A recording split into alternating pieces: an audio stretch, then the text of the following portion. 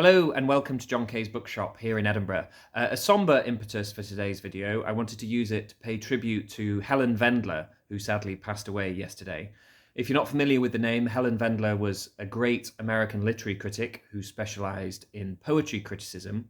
If you've listened to episodes of my podcast, you might well have heard her me quote her in relation to her work on Plath and Shakespeare, but she wrote on a huge variety of poets. She published books about Yeats, Keats, Wallace Stevens.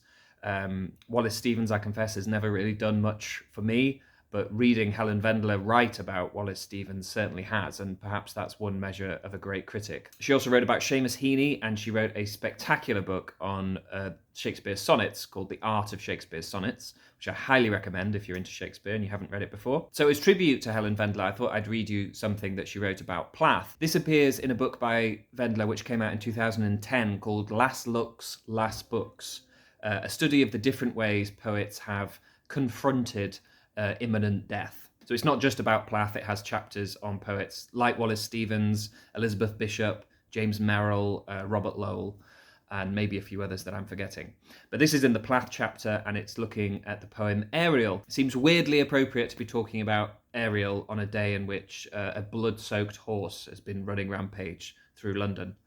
Weird news story, that. So yeah, here is Vendler, and she's talking about Plath, what she calls Plath's fixed incarceration in the present, and how that is rendered musically. The classic case of that present tense I, that's the letter I, mythologized as Godiva, can be seen in Plath's suicidal coursing into the sun as her horse Ariel rises from earth to air. As she rides, she becomes stripped of all but the pure active will of the vital I, which dictates to the poem called Ariel its unrelenting high tessitura. White, Godiva, iron peel, dead hands, dead stringencies. And now I foam to wheat, a glitter of seas. The child's cry melts in the wall, and I am the arrow, the dew that flies, suicidal, at one with the drive into the red eye, the cauldron of morning. And then this is Vendler again. We experience a sense of gasping relief when the prolonged and repeated high pitch of the I sound, sustained by its 10 instances from white to I, subsides into the lower vowels of the incinerating sun, the cauldron of morning. In this wonderfully managed poem of the present tense I, the I strips itself, image by image, until it aims itself out of itself.